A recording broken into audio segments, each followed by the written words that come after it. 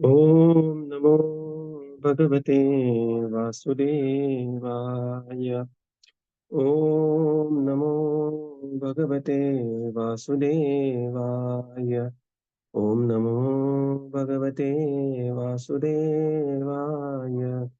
Narayanam Namaskritya Naram Chaiva Narottamam Devim Saraswatim Vyasam Tato Jayamudiraye नष्टप्रायेषु अभद्रेषु नित्यं भागवत सेवया भगवतीरुत्तमश्लोके भक्तिर्भवति नैष्टिके ॐ अज्ञानतिमिरन्धस्य ज्ञानाञ्जनशलाकया चक्षुरुन्मिलितं येन तस्मै श्रीगुरवे नमः श्रीचैतन्यमनोभीष्टं स्थापितं येन भूतले स्वयं रूपकदा मह्यं ददाति स्वपदान्तिकम् नमो विष्णुपादाय कृष्णपृष्ठाय भूतले श्रीमते भक्तिवेदान्त स्वामीनिति नामिने नमस्ते सरस्वते देवे गौरवाणी प्रचारिणे निर्विशेष शून्यवादी पाश्चात्यदेशतारिणे जय श्री कृष्ण चैतन्य प्रभो नित्यानंद श्री अद्वैत गदाधर श्रीवासादि गौर भक्त वृंद Hare Krishna Krishna Krishna Hare Hare Hare Rama Rama Rama Hare Hare Hare Krishna reading from Srimad Bhagavatam by his divine grace AC Bhaktivedanta Swami Srila Prabhupada ki jai. We are reading from Canto 3, Chapter 12, Creation of the Kumaras and Others. So, yesterday we have seen that there is creation of Rudra. Rudra took birth from the Bhrukuti of Brahmaji, and he got a specific name, 11 names. So, there are 11 Rudras, 11 names. And he got married to 11 Rudranis, created progeny which was highly in the mode of passion and ignorance, which started destroying the universe. And then Lord Brahma asked Rudra to go to the tapasya, and now he created other 10 rishis, and Narada being chief of them. So we come to now text 23. Utsangan Narado Yatni Dakshe Jushtvat Swayambhuvah Pranat Vasishtat Sanjato Bhrugustvachi Karat Kratuhu. Translation. Narad was born from the deliberation of Brahma, which is the best part of the body. Vashishta was born from his breathing, Daksha from a thumb, Bhrigu from his touch, and Kratu from his hand. Purport: Narada was born from the best deliberation of Brahma because Narada was able to deliver the Supreme Lord to anyone he liked. The Supreme Personality of Godhead cannot be realized by any amount of Vedic knowledge or by any number of penances. But a pure devotee of the Lord like Narada can deliver the Supreme Lord by his goodwill. The very name Narada suggests that he can deliver the Supreme Lord. Nara means the Supreme Lord, and the means one who can deliver. That he can deliver the Supreme Lord does not mean that the Lord is like a commodity that can be delivered to any person.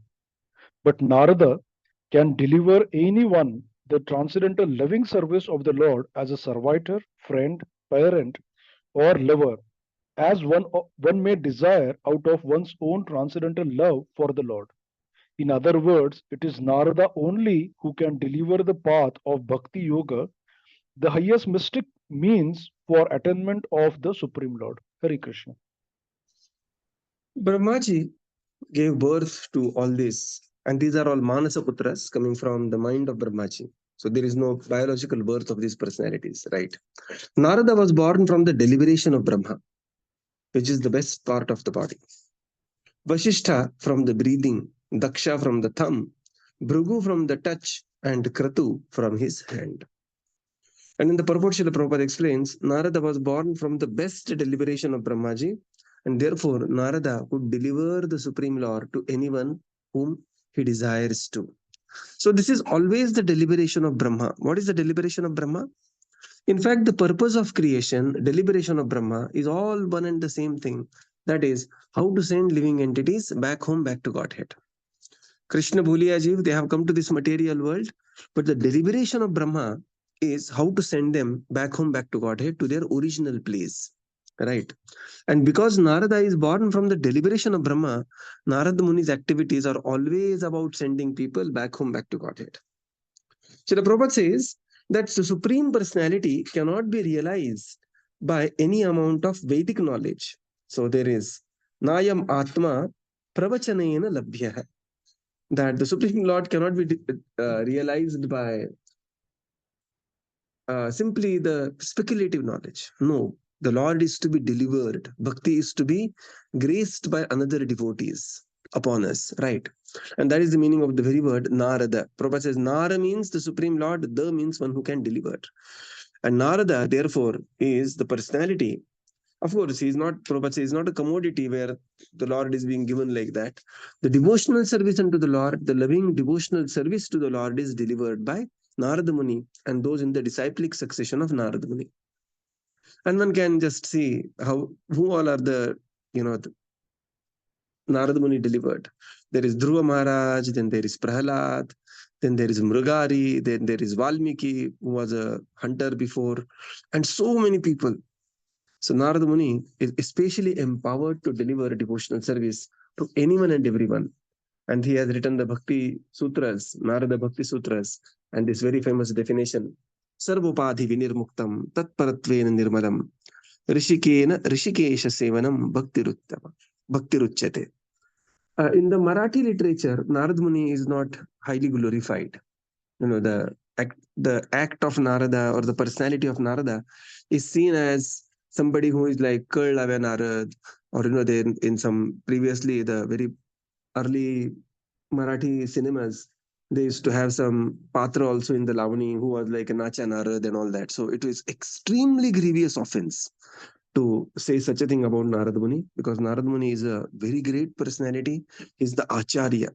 And therefore, devotees should refrain, or sometimes our relatives make some comment, we have to make them aware that you are doing a great Vaishnava aparat about speaking about Narada Muni like this. Text 24.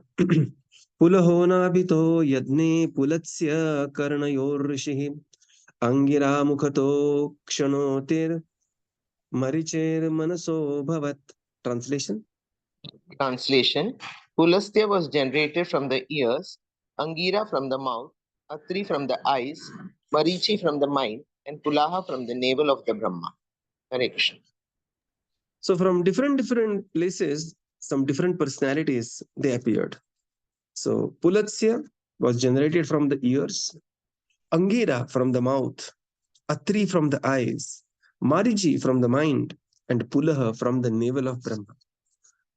So when we see the child taking birth in this in the human species, we see only the child coming from one way, the Yoni Marga. But on the higher dimensions, there is higher way of giving birth also.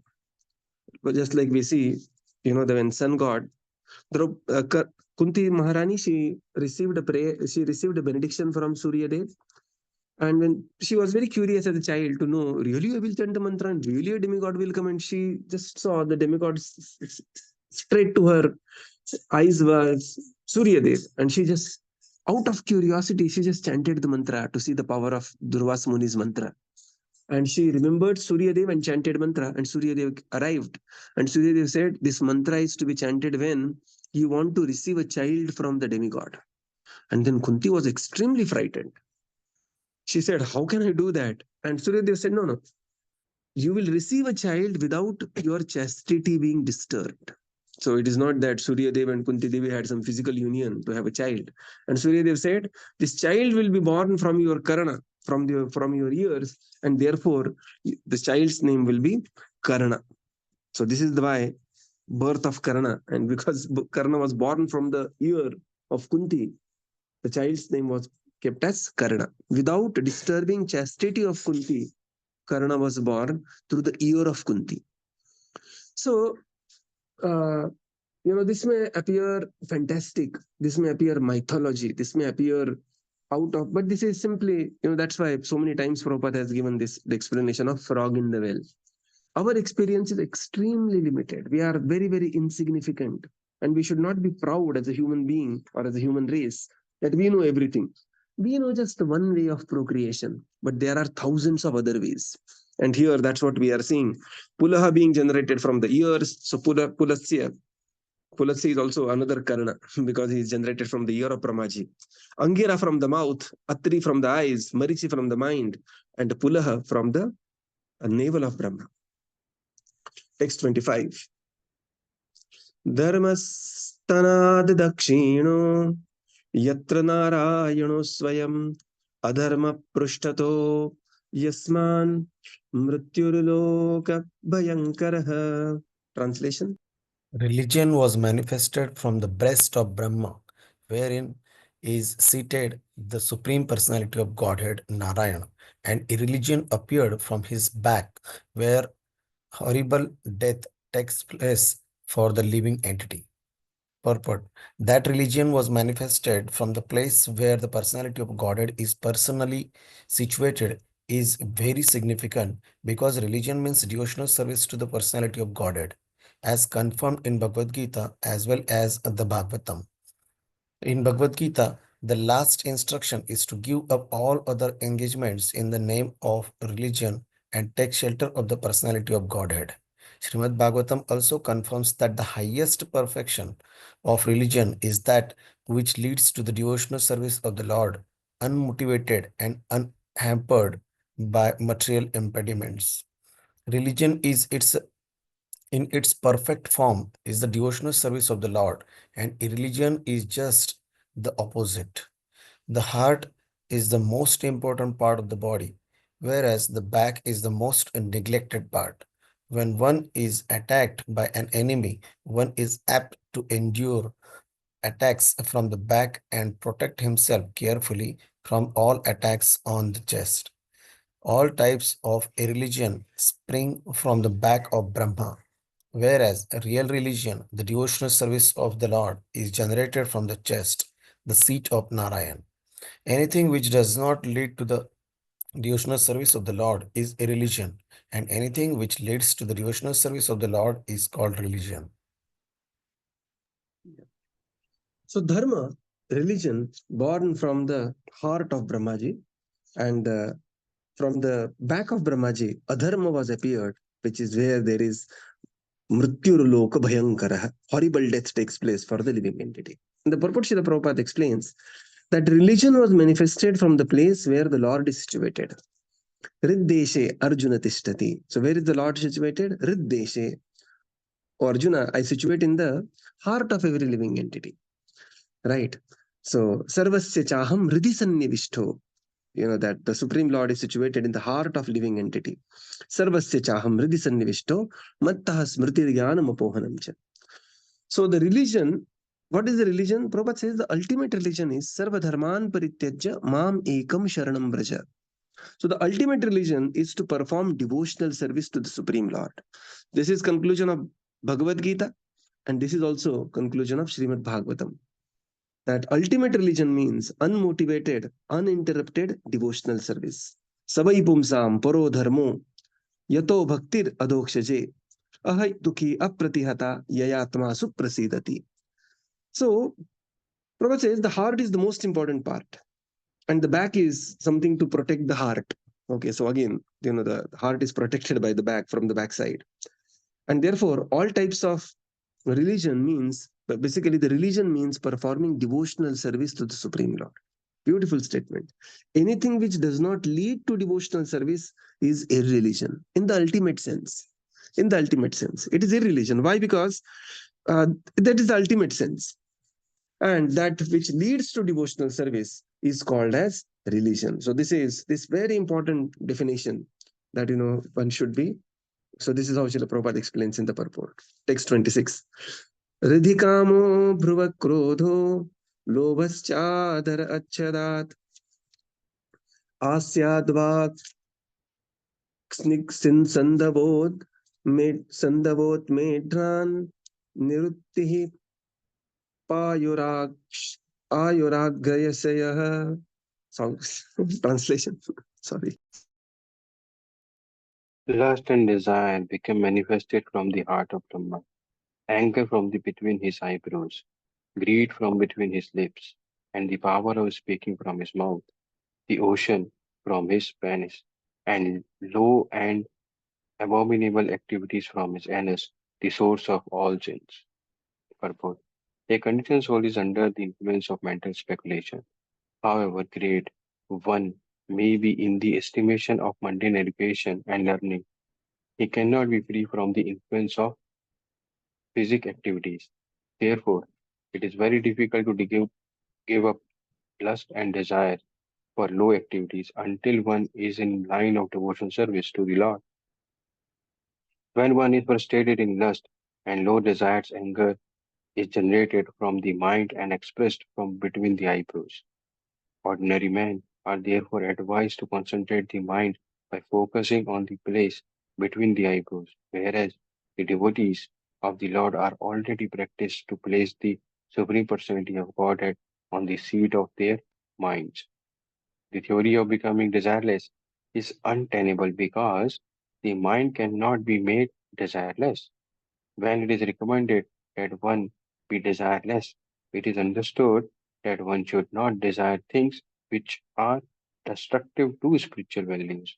A devotee of the Lord always has the Lord in his mind, and thus he does not need to be desireless because all his desires are in relationship with the service of the Lord. The power of speaking is called Saraswati, or the goddess of learning, and the birthplace of the goddess of learning is the mouth of Brahma. Even if a man is endowed with the favor of the goddess of learning, it is quite possible for his heart to be full of lust and material desires, and his eyebrows to display symptoms of anger.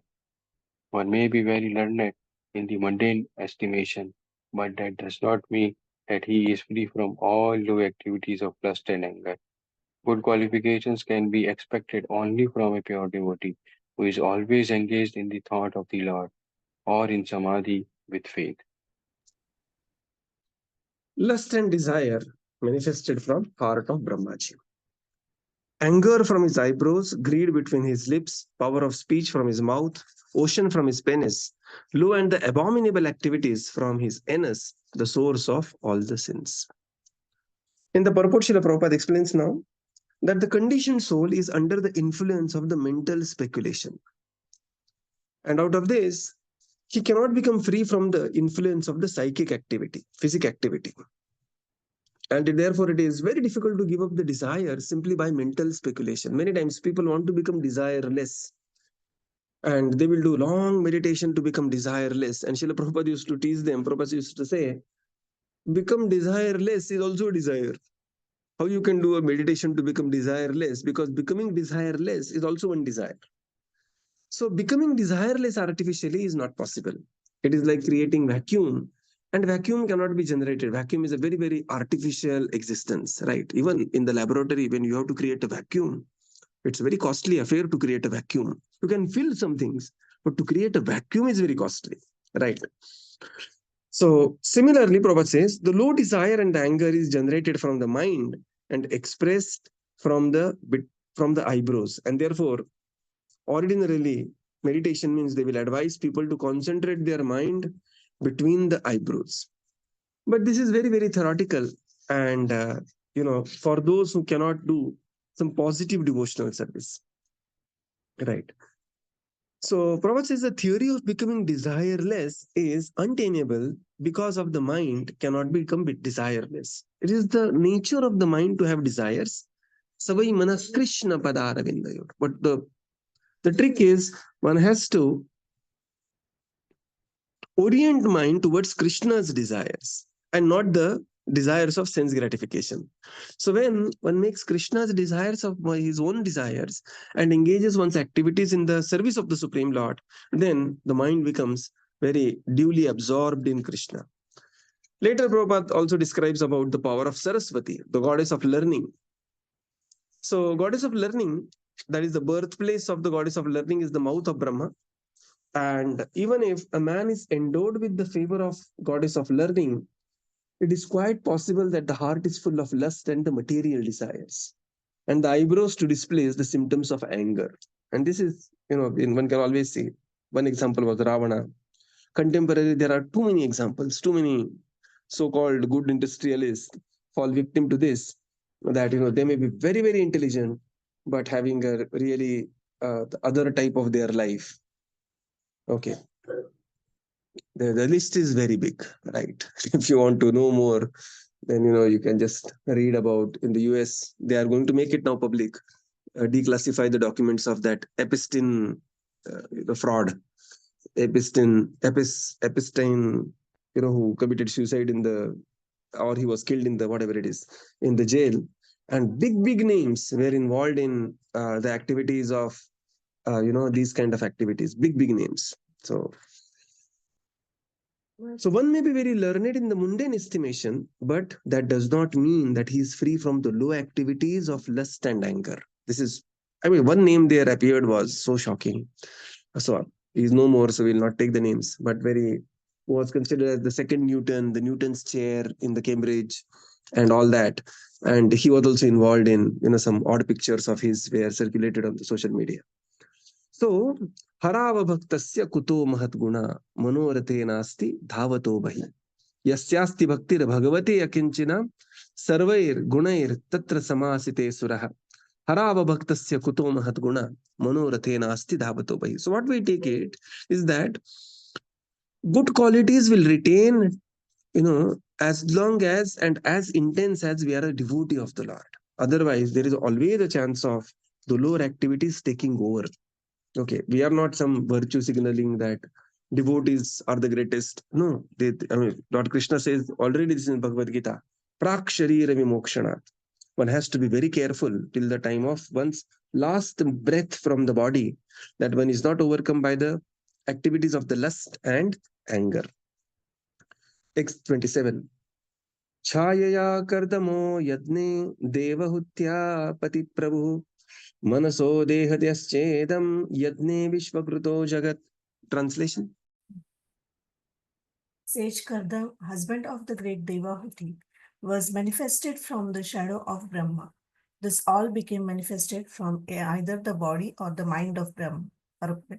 Although one of the three modes of material nature is always prominent, they are never represented unalloyed by one another.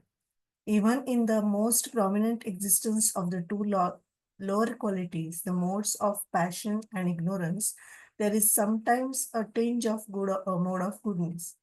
Therefore, all the sons generated from the body or the mind of Brahma were in the modes of passion and ignorance. But some of them, like Kardam, were born in the mode of goodness. Narad was born in the transcendental state of Brahma. So now there is birth of Kardama Muni, who is Devahutyapatihi, very famous as husband of Devahuti. And why? Because then there is appearance of Lord Kapila, who is son of Kardama and Devahuti.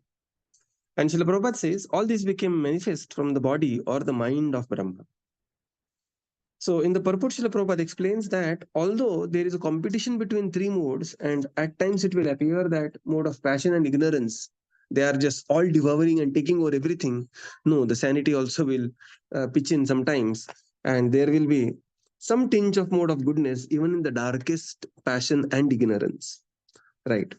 And that's why we see that otherwise, the world will not function. That's why in Kali Yuga, even if the Kali Yuga is such a dark age, the one leg of the religion still remains in Kali Yuga, and that is Satya. The truth will remain, and truth will always surface. So this is the.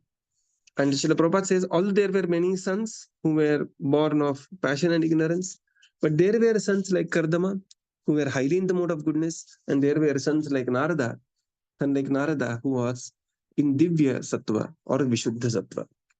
Text 28. Vacham duhitaram tanvim swayambhur hariti manah akamam chakamekshattah sakama iti nashrutam. Translation. O Vidura, we have heard that Brahma had a daughter named Vaka, who was born from his body and who attracted his mind towards sex, although she was not sexually inclined towards him. Purport. Balavan Indriya Gramo Vidvam Sam Apikshrati Karshati. Bhagavatam 9.19.17. It is said that the senses are so mad and strong that they can bewilder even the most sensible and learned man. Therefore, it is advised that one should not indulge in living alone even with one's mother, sister, or daughter. Vidvamsam api karshati means that even the most learned also become victims of the sensuous urge. Maitreya hesitated to state this anomaly on the part of Brahma, who was sexually inclined to his own daughter. But still, he mentioned it because sometimes it so happens. And the living example is Brahma himself, although he is the primeval living being and the most learned within the whole universe. If Brahma could be a victim of the sexual urge, then what of others who are prone to so many mundane frailties? This extraordinary immorality on the part of Brahma was heard to have occurred in some particular kalpa, but it could not have happened in the kalpa in which Brahma heard directly from the Lord the four essential verses of Śrīmad-Bhāgavatam, because the Lord benedicted Brahma after giving him lessons on the Bhagavatam that he would never be bewildered in any kalpa whatsoever. This indicates that before the hearing of Srimad Bhagavatam, he might have fallen a victim to such sensuality, but after hearing Srimad Bhagavatam directly from the Lord, there was no possibility of such failures. One should, however, take serious note of this incident. The human being is a social animal, and his unrestricted mixing with the fair sex leads to downfall. Such social freedom of man and woman, especially among the younger section, is certainly a great stumbling block on the path of spiritual progress. Material bondage is due only to sexual bondage, and therefore, unrestricted association of man and woman is surely a great impediment. Maitreya cited this example on the part of Brahma just to bring to our notice this great danger. Hare Krishna. Vacham, Vakam. So, Vacha, Duhitaram Tanvim. So, she is the daughter of Brahmaji. Vak. Swayambur Harati Manah. But she captivated the mind of Brahma. Akama Chakshame Kshattaha. Sakama Iti Nashrutam. Oh, Vidura, we have heard. So, he is. Srila Prabhupada says in the purport, Maitreya Muni is a little reluctant to narrate this, but because the truth has to be narrated, and everybody has to be cautioned. Therefore, Maitreya Muni also says, I have also heard this. It is not some speculation or gossip. I have heard this Shrutam that Brahma got attracted towards his own daughter. In the purport, Srila Prabhupada says, Balavan Indriya Gramo Vidvan Apisa Karshati. So later there is a verse, Matra Swastra Duhitrava Na Viviktasano Vaset. Balavan Indriya Gramo Vidvan Apisa Karshati. Matra Swastra Duhitrava. So there are certain regulations, and what this really means is the importance of Vaishnava etiquette. Many times in the name of friendship, that there is always a tendency that we may let go the Vaishnava etiquettes. But the moment we let go the Vaishnava etiquettes and the Maryada that we follow, automatically we are on the path of becoming a victim of not following the etiquettes, right? Therefore, these are very important etiquettes. When we see a devotee offering obeisances, we have that, speech regulations. Between general speech, we say that it has to be RKN, right, kind, necessary. And then Prabhupada says the intermixing of the genders. Then we have this, what is that short form?